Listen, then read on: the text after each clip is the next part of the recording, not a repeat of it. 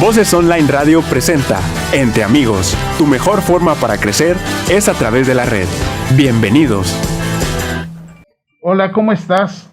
Otra vez estamos aquí conectados contigo. Yo soy Roberto Córdoba y te estamos transmitiendo desde la ciudad de Monterrey y estamos en la cabina de Voces Online Radio. El eslogan: escucha voces, siente emociones.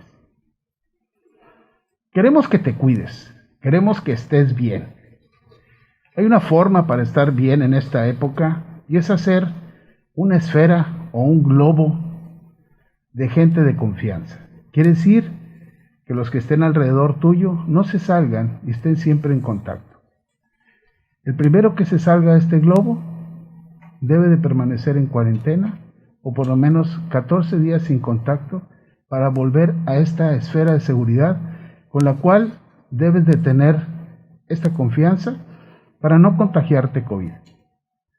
Una parte importante es que los hospitales están programados para tener cierta capacidad hospitalaria, tanto en lactantes, recién nacidos, niños, jóvenes, adultos y adultos mayores.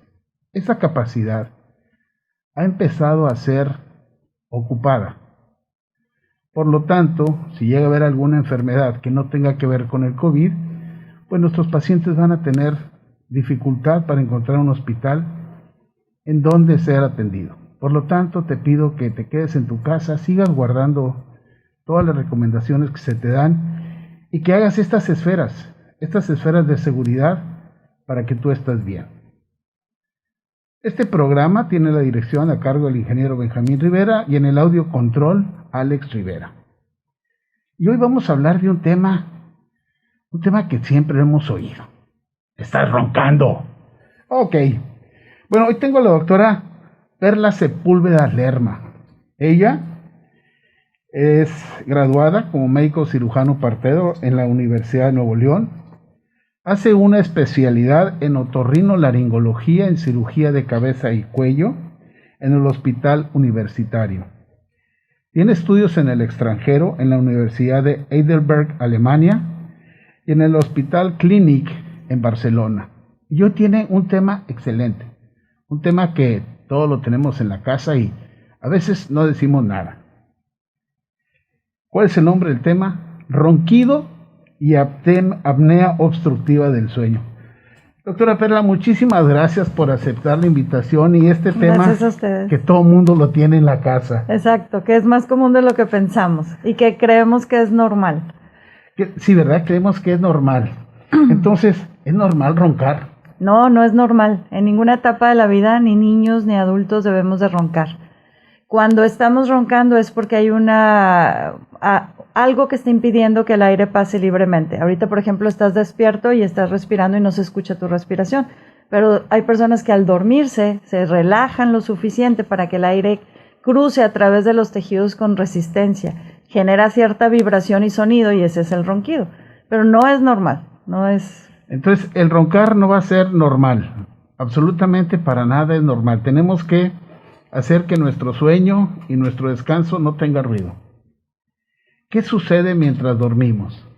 ¿Qué sucede? Por muchos años hemos tenido en contra el que no hemos estudiado lo suficiente esa tercera parte de nuestra vida o esas 8 horas del día que es cuando dormimos.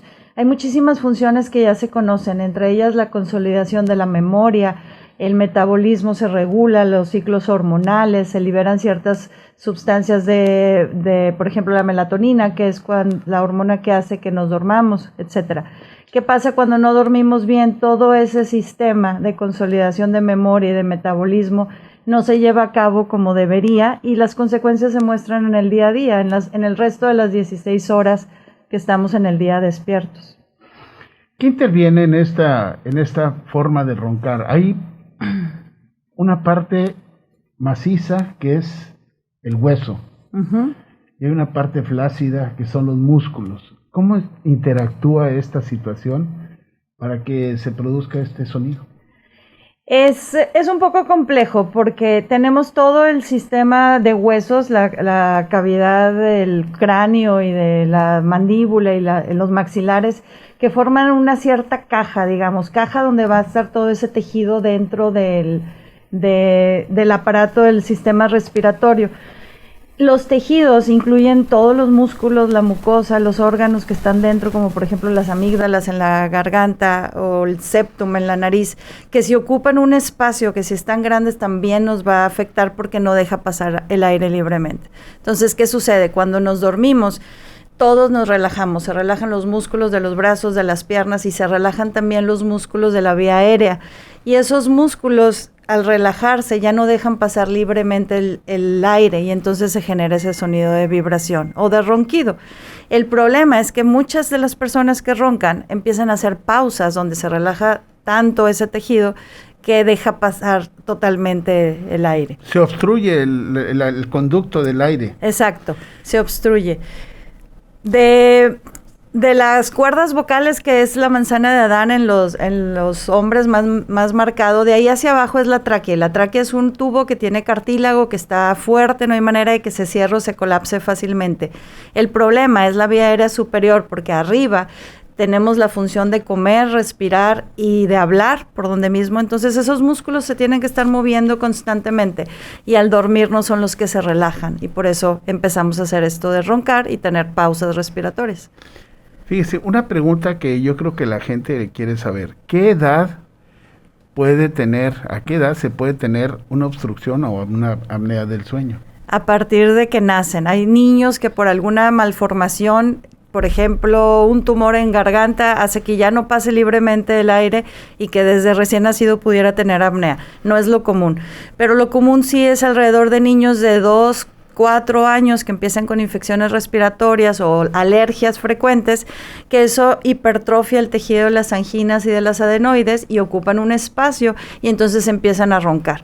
Los niños que son roncadores además les afecta su crecimiento facial, hace que la dentadura y el paladar sufran cambios por no ser respiradores nasales, que es lo que deberíamos de tener. Entonces, ¿tiene consecuencias el no tener una buena ventilación durante la etapa del sueño para que haya este crecimiento normal de la cavidad? Sí, exacto, tiene consecuencias. Cuando estamos roncando y empezamos a hacer pausas respiratorias, empieza a haber caídas en la concentración de oxígeno en la sangre. Al haber esas desaturaciones, el cerebro nos mantiene en sueño muy superficial. Normalmente tenemos 4 etapas de sueño y hay que entrar en ciclos entre sueño superficial y sueño profundo para que funcione como debe consolidarse todo ese proceso del sueño. El problema es que cuando estamos durmiendo mal, oxigenándonos mal y respirando mal con ronquido, eso no se lleva a cabo. El cerebro solamente mantiene el sueño superficial y entonces no descansamos. Son las típicas personas que dicen, tengo el sueño muy superficial, cualquier ruidito me despierta. Y es por eso, porque su cerebro los está cuidando que no dejen de respirar. Miren qué interesante esto, ¿no? El saber que aunque estemos descansando, nuestro cerebro está activo y está percibiendo la oxigenación que se debe tener. Y si llega a ser disminuida esta oxigenación, entonces el cerebro hace que se despierte la persona. Sí, y algunas veces esos despertares son conscientes, donde la persona siente que me falta el aire y lo hacen consciente, pero la mayoría de las veces son micro despertares, no son conscientes y la persona no se da cuenta, salvo que en el día siempre está cansado, se le olvidan las cosas, tiene más irritabilidad, le empezamos a echar la culpa a la edad, que si los 40, que si los 50, y no, es realmente que no estamos durmiendo adecuadamente. ¿Puede haber apnea del sueño sin ronquido? Sí, sí puede haber, pero no es lo habitual. Hay apnea del sueño que puede ser central, no necesariamente obstructiva, y sí puede haber por definición, pero no es lo común. Fíjese, entonces, la apnea del sueño puede ser central, donde estaría interviniendo un neurólogo. Sí. Mencionó hace rato que en los niños pudiera ser un proceso alérgico que hipertrofie el adenoides y amígdalas, ¿no? Ese círculo de defensa que tienen los niños con sus amígdalas y causen obstrucción, entonces hay alergia. Entonces, este puede ser un problema que es multisistémico, se puede hacer con multitratamiento. De hecho, la especialidad del sueño es una especialidad donde intervenimos muchas especialidades. Por ejemplo, los otorrinos estamos aquí porque hacemos la cirugía de sueño o hacemos cirugía de nariz, amígdalas, etcétera. Los neurólogos también porque les llegan los pacientes porque no pueden dormir o porque tienen algún problema que creen neurológico. Los psiquiatras porque También llegan los pacientes con ansiedad o depresión por no poder dormir. Los pediatras que ven esas infecciones diarias y recurrentes, los alergólogos, los dentistas, hay mucho papel en el dentista para la medicina dental, para expandir esos paladares en los niños o para usar ciertos dispositivos durante el sueño.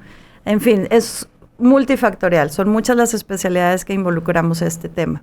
¿Qué parte tan importante lo que usted está diciendo? Porque mucha gente cree que nada más el ser obeso puede ocasionar este problema de apnea del sueño.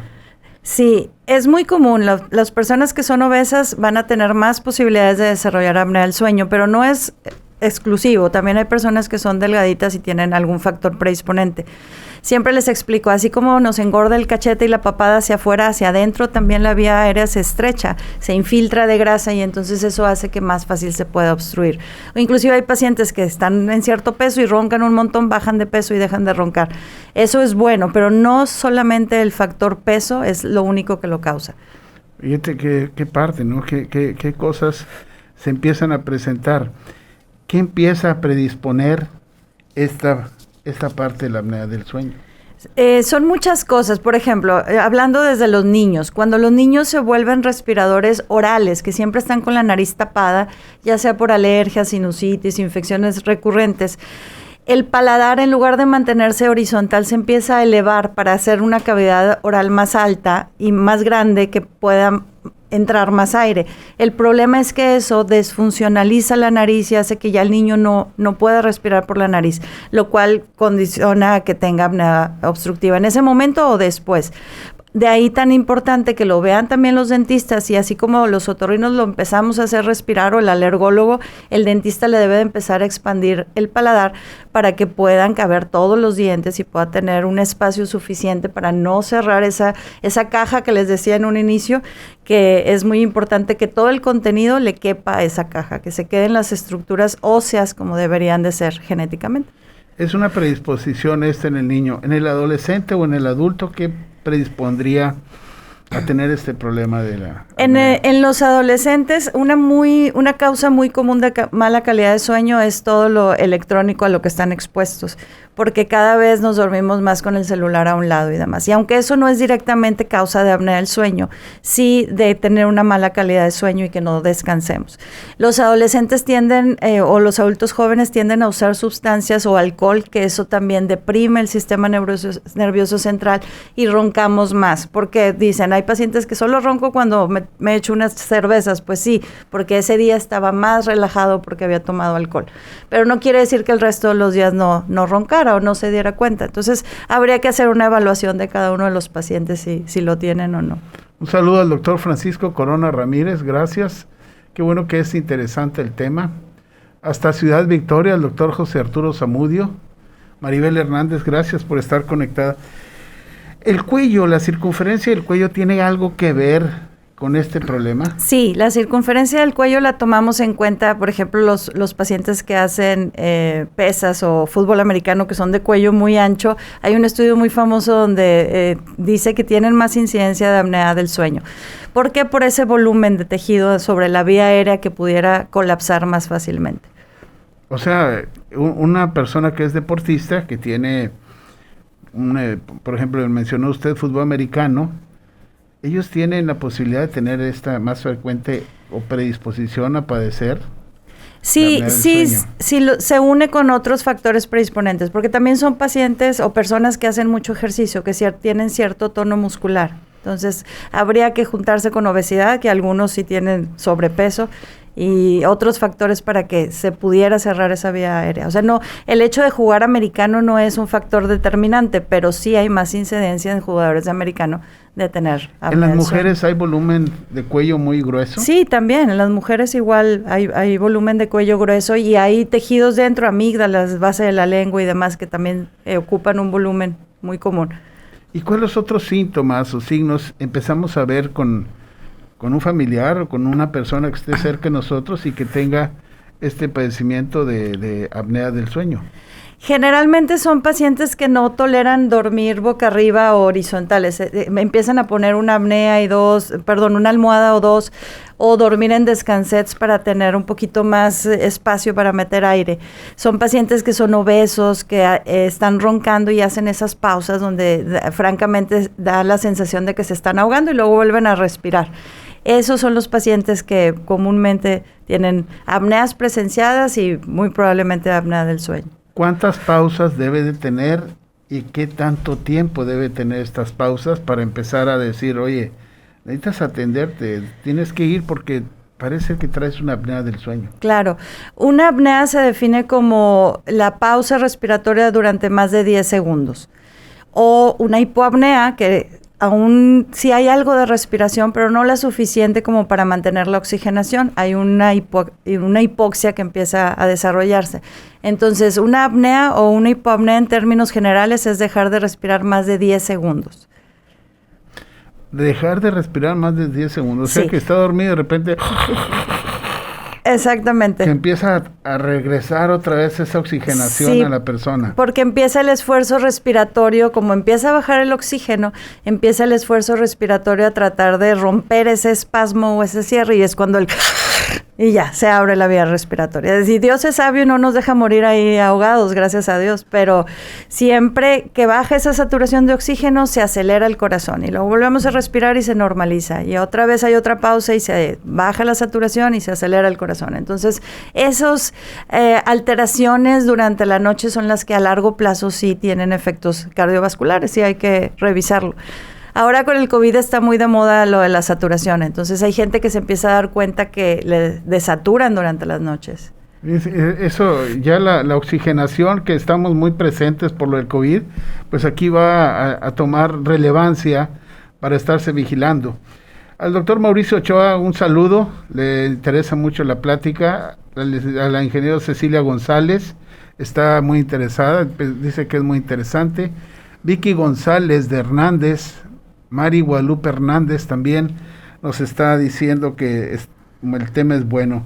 ¿Cuáles son los tratamientos médicos para estos pacientes que tienen la apnea del sueño? Hay muchos tratamientos, y hay muchos tratamientos que son mentira. También hay que no dejar engañarnos. ¿Cuál es el fin de la apnea? Evitar esas pausas. ¿Cómo podemos evitarlas? Número 1, el tratamiento ideal que se creó desde los 80s es el CPAP. ¿Qué es el CPAP? Es una mascarilla con la que dormimos que está enviando aire a presión positiva para que no haya esas pausas, para que si el músculo se quiere relajar, el mismo aire hace una férula que hace que no haya pausas. Entonces, digamos, ese es el tratamiento ideal. El problema es que hay pacientes que no quieren dormir todas las noches con una mascarilla o que no lo toleran por alguna otra razón. Entonces, es cuando volteamos a ver otros tratamientos. Existen los tratamientos quirúrgicos. ¿De qué se trata? Evaluar toda esa vía aérea para ver qué es lo que se obstruye, desde el septum nasal, los cornetes, el paladar, las adenoides, las anginas, la base de la lengua, etcétera. Buscamos qué sitio es el que pudiera estarse obstruyendo para abrir esa zona. No todos los pacientes son quirúrgicos a todo. Obviamente hay pacientes, dependiendo de la severidad de la apnea, que tan quirúrgicos pudieran ser o no. Y también entran los tratamientos dentales. Hay un dispositivo, por ejemplo, muy común y famoso que se llama DAM, dispositivo de avance mandibular. Ese es como si fuera un guarda con el que dormimos, que lo que hace es aumentar el espacio de la garganta para que no se esté obstruyendo. Hay gente que lo tolera muy bien, sirve para apnea leve o moderada. El punto aquí es evaluar cada paciente para saber qué es lo que le va a servir a él para quitar realmente su apnea. No sirve todo para todos. ¿Qué repercusión a nivel de sistema cardiovascular llega a tener el que una persona no se atienda este problema de la apnea del sueño? Está escrito que aumenta el riesgo cardiovascular de un infarto agudo del miocardio. Inclusive son más comunes durante la noche. ¿Por qué? Porque generalmente es una apnea larga que se desaturó lo suficiente hasta que ya no pudo responder el corazón. También existen otro tipo de complicaciones cardiovasculares como accidente cerebrovascular o hipertensión. Por ese estrés durante cada noche de acelerarse y desacelerarse el corazón empieza a aumentar la presión. Entonces todo el rango cardiovascular es el que se aumenta al tener apnea obstructiva del sueño. Entonces, no se necesita tener sobrepeso para tener este problema. No. Cualquier persona lo puede tener. Sí, cualquier persona lo puede tener. Inclusive deportistas de alto rendimiento pueden tener apnea del sueño. Pacientes que, por ejemplo, tienen micrognatia, que es que la mandíbula se forma muy pequeñita, eso hace que el espacio de la cavidad oral sea muy pequeño y que también pueda tener apnea. Entonces hay gente muy delgadita con micrognatia y ellos pueden tenerlo. Un saludo al ingeniero José Luis Martínez, teníamos tiempo de no verlo. Gracias, José Luis, por estarnos escuchando. Pues entonces, hay muchos tratamientos, formas de valorarse. La idea o el mensaje es que se atiendan. Sí, cada vez está un poco más digamos, a nuestro alcance los exámenes de sueño o los estudios de sueño, que el más común o completo es la polisomnografía, donde grabamos todo el cuerpo, pero también hay otros que son portátiles respiratorios, que solamente nos dan la información respiratoria y cardiovascular. Se van los pacientes a su casa con un pulsoxímetro y un sensor cardíaco y graba durante toda la noche. Eso nos hace el diagnóstico, y al tener un diagnóstico realmente ya podemos tener un tratamiento, porque no hay ronquido simple, hay personas que solamente roncan y no hacen apneas, aunque no es lo común, hay que descartar que sea solamente ronquido o que también estén haciendo apneas.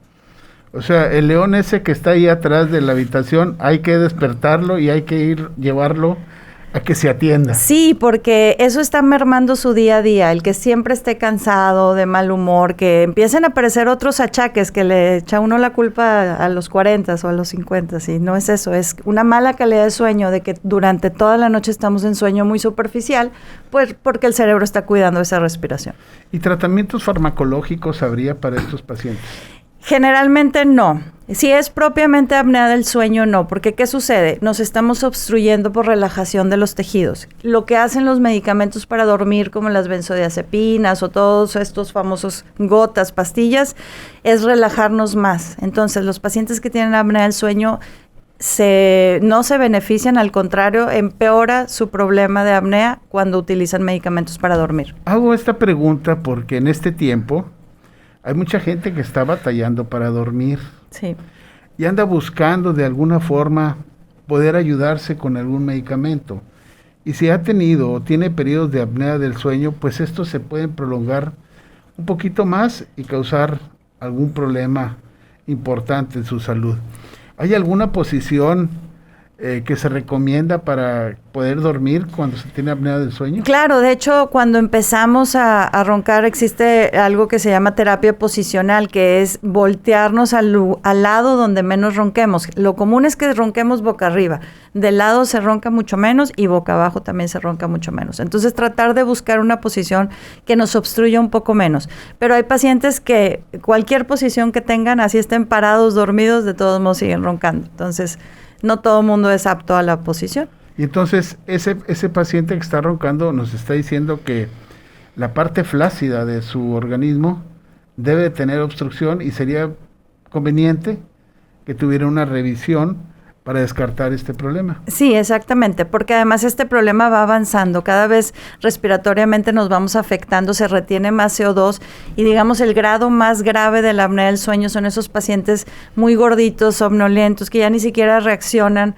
al entorno porque están acumulando mucho CO2. Entonces no llegar a ese punto, a una apnea tan severa que nos merme tanto la vida.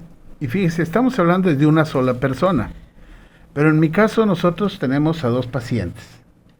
El que vemos enfrente en el consultorio y el que va dentro del cuerpo, el bebé. ¿La apnea del sueño llega a obstruir, llega a tener consecuencias en alguna mujer embarazada? Sí, bueno, en el bebé no, obviamente, pero en la embarazada sí pudiera, sobre todo por el sobrepeso que algunas pueden adquirir, empezar con algo de apnea que en teoría cuando tienen al bebé y bajan de peso se debería de recuperar, pero si es muy severa, inclusive hay embarazadas que tenemos usando CPAP o que se someten a algún otro tratamiento para controlar esa apnea durante el embarazo. Es importante controlarla.